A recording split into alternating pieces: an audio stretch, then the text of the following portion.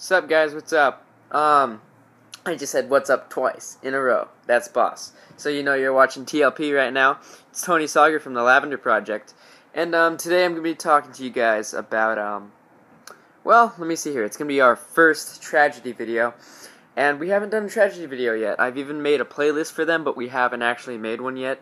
So, if I believe this is our 95th video. 5 more to 100. But anyways, we're going to be talking about Lizzie Borden, the Lizzie Borden murders. And, you guys don't know what those are. Well, holy crap. How would you not know what those are? Everybody's heard of the Lizzie Borden murders. That is awesome. Nah, if you haven't heard of it, you're still awesome. It's just that I need to inform you on some stuff. And, you know, let's get it real. Our videos are not the best, so after this, or whatever, you should search up Lizzie Borden murders on the Wikipedia or whatever. Pretty simple.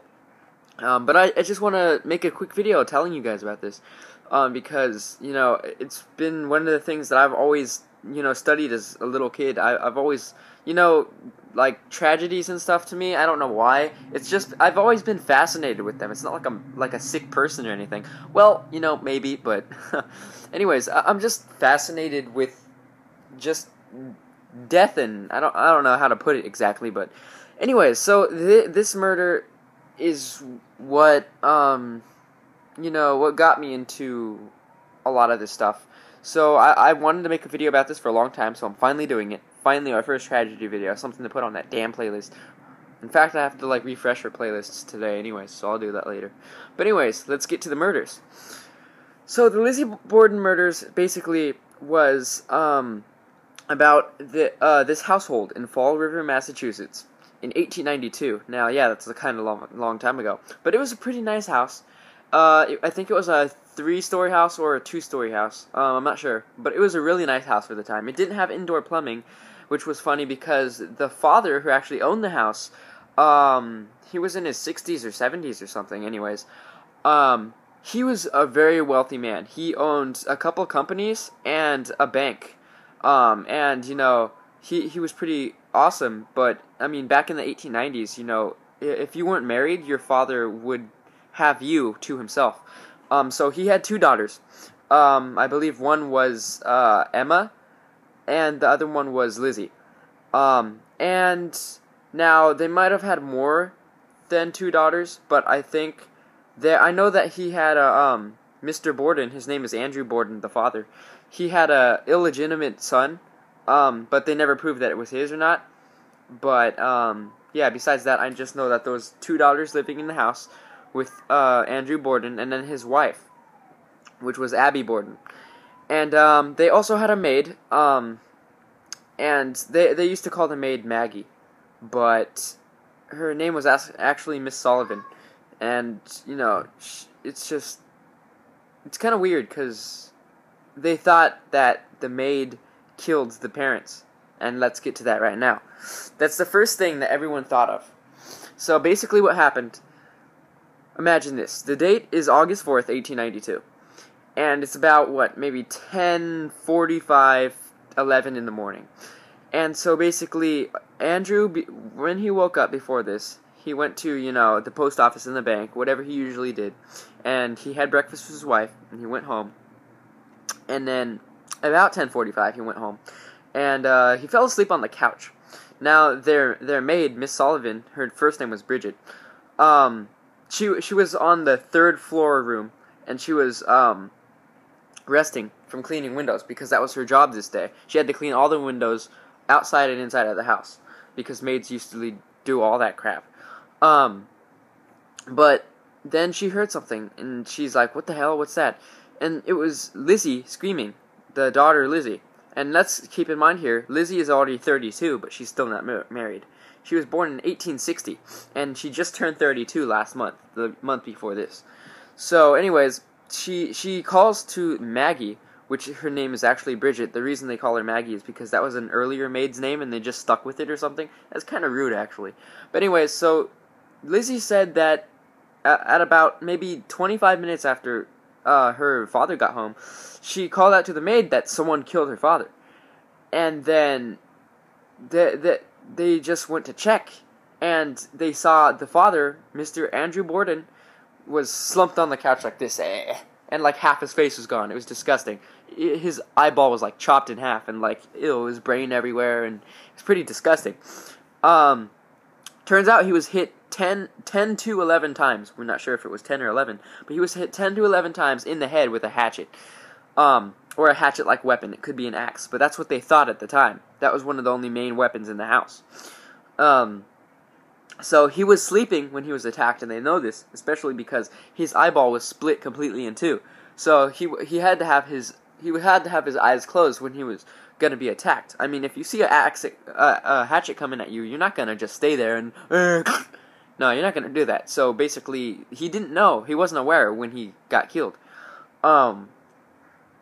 So then they found out that a little bit later, the mother, which was actually dead before the father, I believe, she was dead in the upstairs. I believe it was on the second floor. She was making her bed and whatever, and she was found dead with about 19 blows to her head from the back of the skull with the same hatchet. But the police, when they found this, they did not know what to think of it. First victim, or the first suspect of these victims, was Lizzie herself, and then Bridget, the maid, because those were the only two people in the house on that day. Emma was somewhere else at the day. She was about 15 minutes away from the city, actually. But the police automatically arrested Lizzie, exactly a week after they arrested her, even though they didn't have a lot of proof, because back then they just needed to get all the people that they could to make sure of this, so they don't, do anything wrong. Anyways, so she testified, and it was state of Massachusetts versus Lizzie Borden in case of 1892, and she was basically charged with murder, but I don't think she ever spent time in jail. Like, she was the only real suspect, and she was charged, I think, but I'm not sure. I really don't know. I think she got away with it, and she moved somewhere else, and she lived until she was 60 years old, I believe. No, she was 66 when she died. She died in 1927. She died on, I think, June 1st, 1927. So, it's kind of weird because the police had they had numerous suspects in this case. There was other theories, like, for instance, they thought that Lizzie herself did it. They thought Bridget did it because they thought that she may be, like, angry at them for being ordered to clean the windows on a hot day because, this was in August. It was summer still, so it was really hot outside. And it's in Massachusetts. It's really hot back there in the summer. And she had a random illness, too. So, and let's say, if I was sick in the summertime on a hot day and I had to clean a whole house inside and out, I'd be pissed off, too. The illegitimate son of Andrew Borden, which his name was William, they also thought that he could have done it because he wanted to take money from his father, but he failed, and he was really mad because his father was worth a lot of money back then, hundreds of thousands. In today's money, I think it was like 13 million or something. Not a lot, but still kind of a lot. And then finally Emma, but she was somewhere else. It was in a city called Fairhaven, I think. And she was about 15 miles away from Fall River. But they thought maybe she, like, secretly came to, like, kill her parents or whatever. But I think she got a telegram about the murders and she went back. So anyways, they never really found out. Technically, they never found out who did it. No one knows who actually did it. But I believe that Lizzie Borden was charged with the murders of both her parents. And one of the theories is that Lizzie was angry at her father because, for one, like, he wouldn't really treat her right. And as I said before, back then, if you weren't married, then if you had a daughter, she was considered yours until she got married. So there has been lots of theories, and I think this is true actually now. I think they proved that this was true, that Andrew actually raped or had sex with Lizzie on more than one occasion, and her sister Emma as well. And it was perfectly normal back then, I guess. I mean, it's still cheating on your wife, which is lechery, but it's still wrong, obviously, and disgusting. And it's, ew.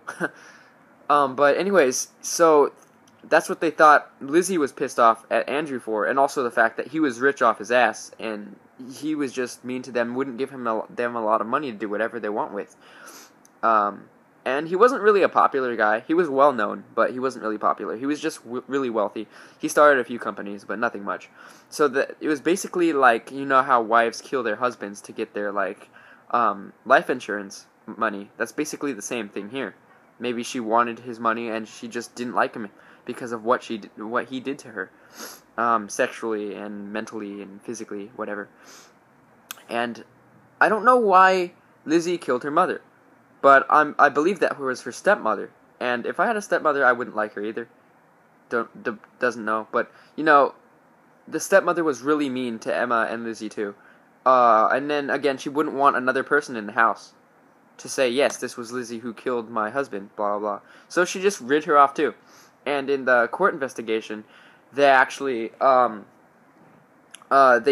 Lizzie testified, but she never got off the hook. And one of the reasons why was she had random evidence, like, for instance, the hatchet that they found in the basement, which was thought to be the murder weapon. It had no handle. Like, most of the handle was broken off or missing. And there was no blood on the hatchet. However, they thought that the reason the handle was taken off was because it was made of wood and blood would soak into wood. And also, Lizzie also said that she burned her dress inside of the oven, and her reason for that to the court was that she had paint on it. She brushed up against the wet paint and it was ruined. And so why would you burn a dress? That's kind of stupid. I don't know if they did that back then, but I would throw it away personally, or I would keep it actually. I mean, shit, boss. But it's just that it's stupid how they. So that's why they thought that they burned the dress, because there's blood on it or something. And Lizzie was fairly clean at the time when the police talked to her. She was fairly calm. That was another reason that tipped them off. She was fairly calm with their murders, considering the fact that both of her parents died.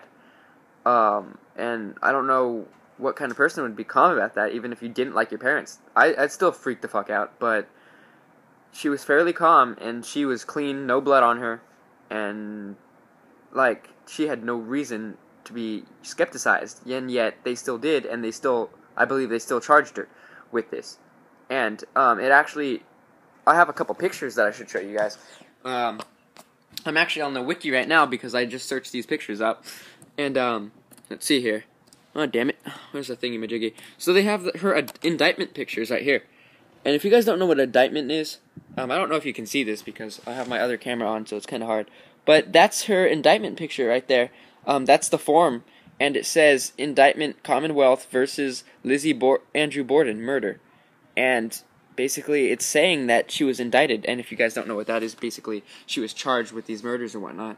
And I also have pictures of her parents, what happened after they died.